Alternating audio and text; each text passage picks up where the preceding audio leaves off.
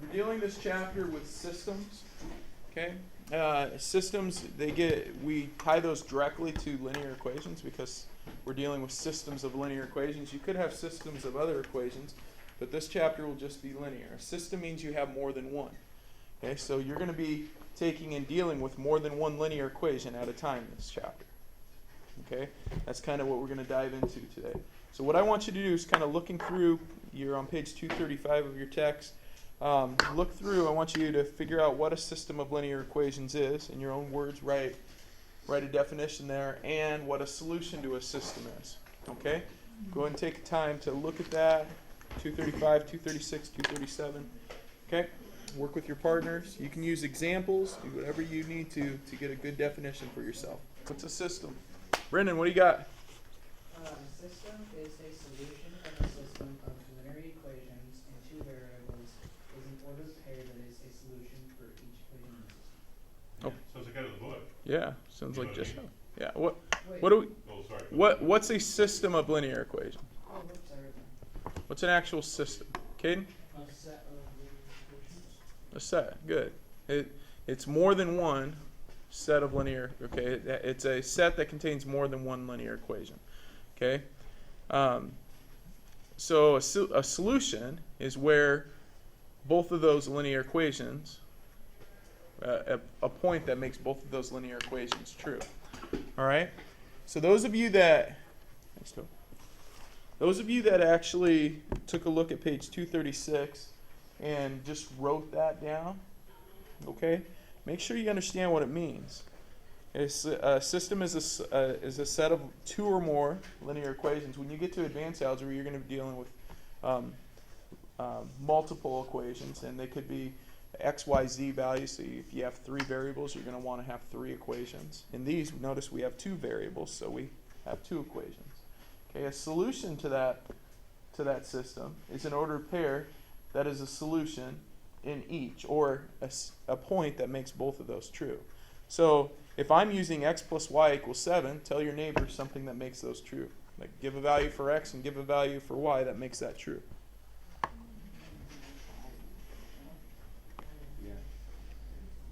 Okay, so what's a value for x and y that would make that true? TT? Yeah.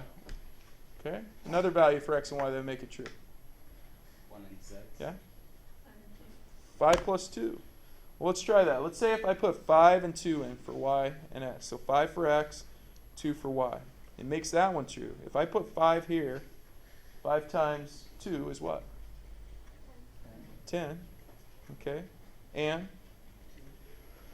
what does that make it? Some of you said it. What is it? Yeah? -6. Okay, let's check this out again. X plus y equals 7.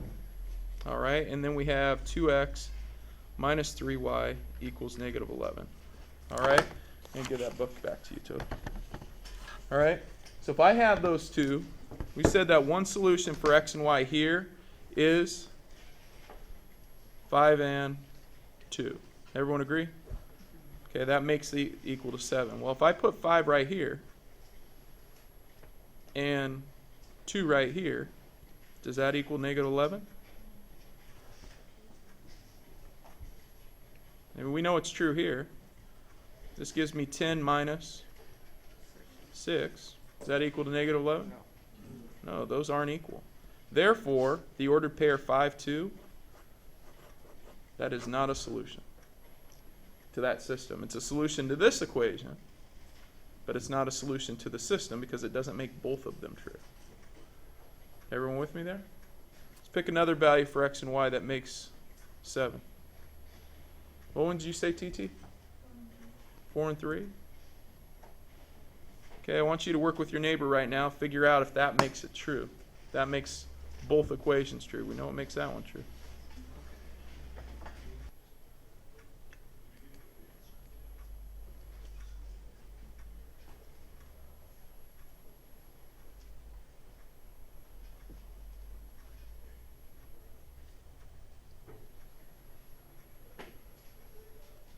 True?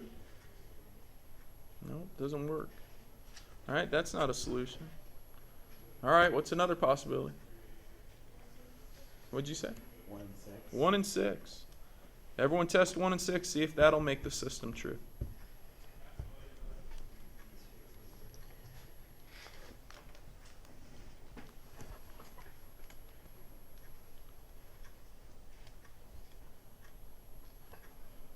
No, it works for that one. Oops.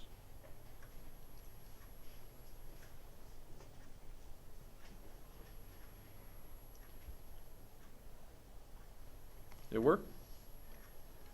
Nope, doesn't work. So this could be a tedious process, keep guessing and checking, right?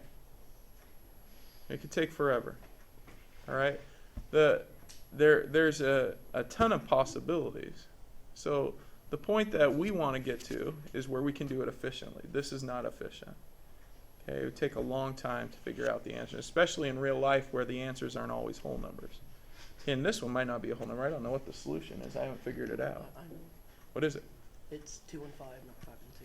It's 2 and 5? Yeah. Let's check it out. Oh, we went 5 and 2? 5 and 2, not 2 and 5. Oh, let's try. So 2 plus 5 equals 7. That works there. Let's check it here. So 2 times 2 plus 3 times, or minus, excuse me. 3 times 5 equals negative 11. That gives me 4 minus 15. Hey, all right. Well done, Bobby. It's got the solution. Still, was it efficient? Probably not the most efficient way, but we got it. All right. So guess and check, I guess, is a method. It's not a fun method, especially this one was easy because we could easily find solutions for x plus y equals 7. I mean, that's how we were coming up with our points. Well, here's what we want to do. When we're going through and trying to solve these, there's 3 different methods we're going to go through in this chapter. The one is called graphing. Okay, solving a system by graphing, there's steps involved. Step 1, graph. Step 2, estimate the point of intersection. And step 3, check the point from step 2 by substituting it in. That's what we did here. We substituted it in. We were checking. What we want to be able to do is to efficiently be able to find this point, a good guess. And the way we could do that is if we graph them. So let's say I was to actually graph x plus y equals 7. Now, this isn't necessarily a perfect graph, okay? But x plus y equals 7 might be something like so, where I hit 7 on both if I'm using intercepts, right? I make x0 or y0 and x equals 7 and make x0 and y equals 7, right? I could do that. And then if I use 2x minus 3y equals negative 11, that's a little tougher to use intercepts, right? So it would be negative 5.5 on x, which I'm not being exact here, but negative 5.5, okay? And then on y, it looks like it would be just over 3, right? Negative 3 times 3 is almost 11, so just a little more than positive 3. So maybe if 3 is about right there, I go, okay, oops, I'm looking for y. So let's see, 3 is about right there. So I'd have a line that hits there, and then I'd draw my line through it, and these points would cross right there. All right? And based on Bobby's work there, we know that this is the ordered pair 2, 5. So 2 and 4, 5. Okay, we've got the ordered pair 2, 5 right there. That is our solution. What we're going to do is we're going to graph these to find that solution, where these 2 lines cross. Everyone with me? Okay. So I want you to take and go ahead and turn your page in your book there. You should be on page 135 of your workbook. The first step here is we're just going to do some testing of points. I want you to take and work through problem 1 together with your partner real quick. Answer that question. Okay, and then try number 7 as well at the bottom of the page. Answer that question. Okay, work with your partners.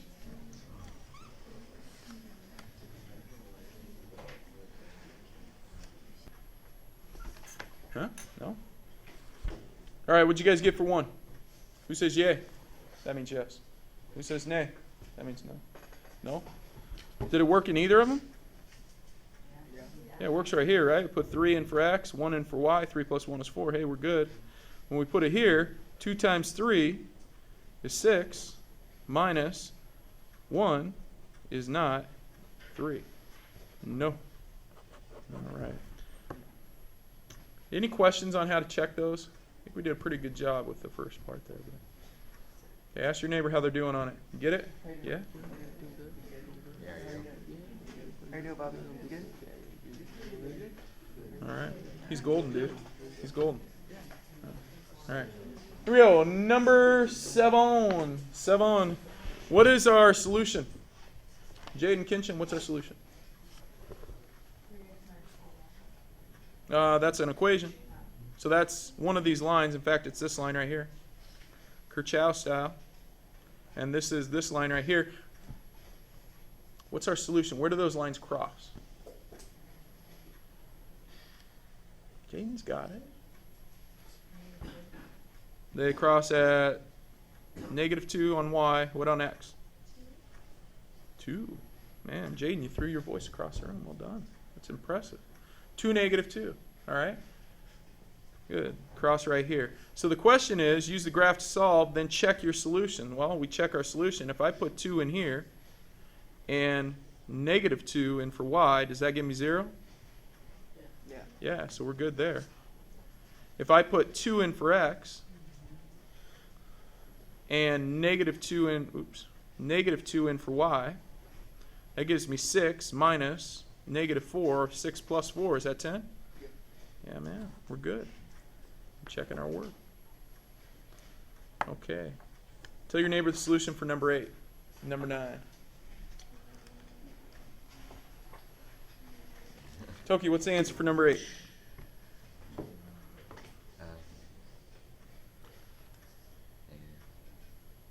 X-axis, right here. -1. -1. Y-axis. -3. -3. Good. Grid -1, -3. Does that work for a solution? Better make that look like a -3. Yeah? If I put -1 in here, -1 minus 2 times -3, is that 5? Yeah. Yeah, it works out. I put -1 in here. 2 times -1 is -2 plus -3. Is that -5? Yeah, dude. All right, just double checking them. All right. Niner, we got 4, 2, and it works in both. I've checked. Any questions on how to do those? So it's nice if you actually have the graphs, right? Caden, question? I don't really understand like the graphing part. Like I understand like so you just put a point on where they intersect. Yep. That point where they intersect is a solution because it lies on this line and it lies on that line. So all solutions to x plus 2y equals 8 are right here on this line. And all solutions to 3x minus 2y equal 8 are right here on this line. Okay? And the point they have in common, it's a solution to each, is that. That's the one that would make both of them true. If you picked any other point on this line, it wouldn't work for that equation. And any other point on this line wouldn't work for that equation. Only that point. Okay?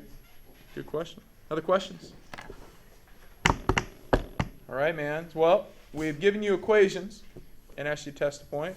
We've given you a graph and asked what the solution is. If we turn the page, we're now going to give you what?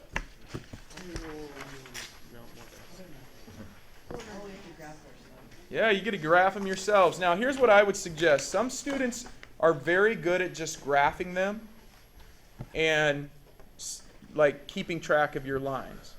Some students find it extremely helpful and very successfully graph in different colors. So like they may go, well, I'm going to graph this line, but I'm going to graph it in this color.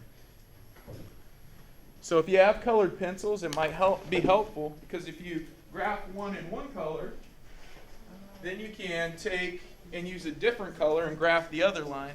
That way it makes it a little easier. So I'm going to use a boring pencil for the other one.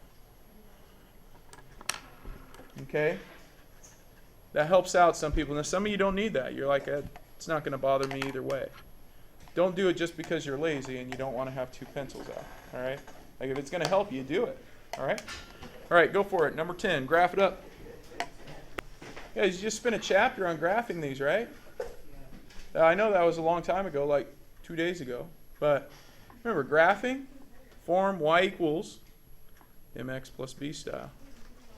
Okay, b is our y-intercept. That's our starting point. Start at 3. From 3, we use our slope. Our slope here is -1 over 1. So we rise 1, or in this case, fall 1, and run 1.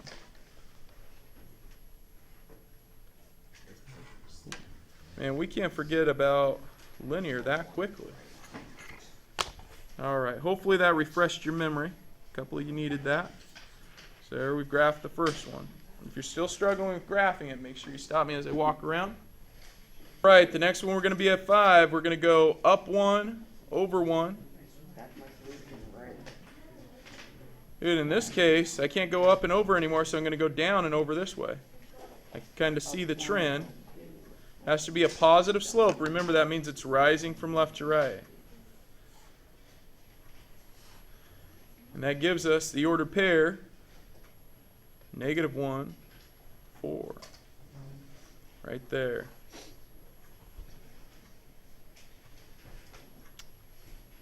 Okay, any questions on it?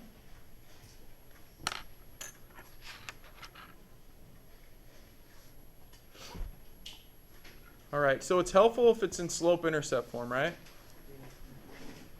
Okay, I want everyone to pause. Okay, remember when you get to say one like number 12 is given to you in standard form. Remember graphing in standard form. You can use intercepts, right? When x is 0, so we put 0 in for x, that gives us -2y equals 6. What's y?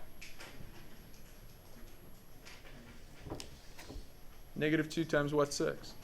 Yeah, -3. Okay. So if I'm using this color here, so we got -3 on y, and then I plug 0 in for y, I get 3x equals 6. 3 times what, 6? 2. Okay, so only need 2 points to make a line. So using it, you could change it to slope-intercept form, but if you use intercepts, that's helpful as well. We have one line. Then y equals -3. Does that line go like straight up and down like this? Or does it go sideways like that? Everyone show me with your arms. Straight up and down or sideways? Y equals -3. The y equals crosses which axis?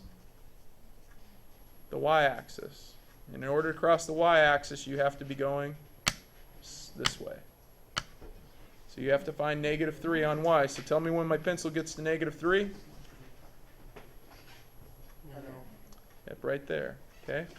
So y equals -3 is a line going through this point on the y-axis.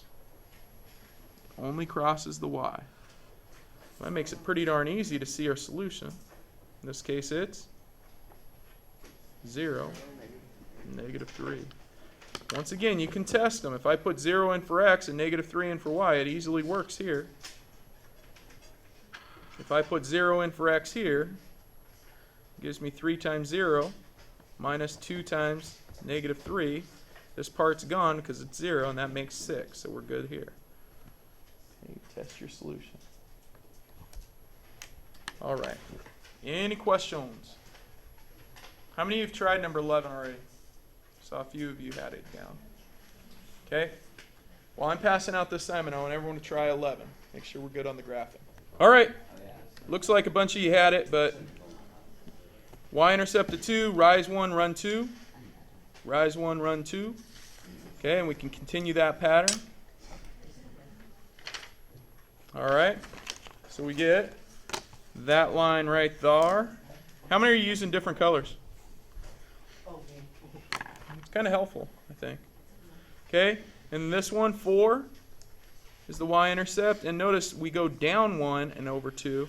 So down 1, over 2. Whoa, there it is right there. Looks like that's where it's going to cross, so I'm just going to stop, draw the line. And then Brendan had a good question about, like, how do we want to give the answer? The answer is just going to be that ordered pair. So your solution that I want to see is that right there. 2, 3. Good question. Other questions on those? Caden, I just have a question on like the assignment. the assignment I gave you guys? Yeah. Okay. Everyone take a look at the assignment. We're done in the workbook for today. Make sure you note anything you need to. All right, what's your question on the assignment? Okay, so on number 4, Are you on the A side? yeah. Okay.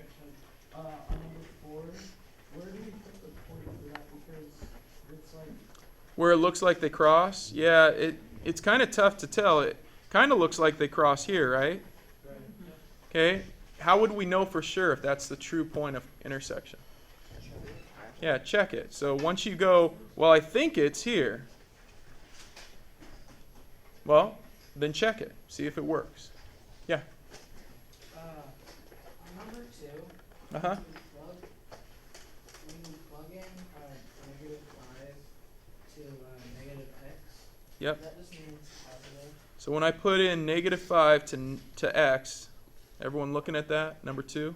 You're saying I'm going to put in negative 5 for x. That's negative. And then whatever is in x should be in parentheses. So that's negative 5, which makes, you're right, positive 5. Yes. Good. Always insert in parentheses. That way you never make a mistake there. So these two negatives make it a positive. It's a good question. Other questions there? All right, your assignment is the 6 on this side. And then on practice B, there are 6 more, so grand total of 12.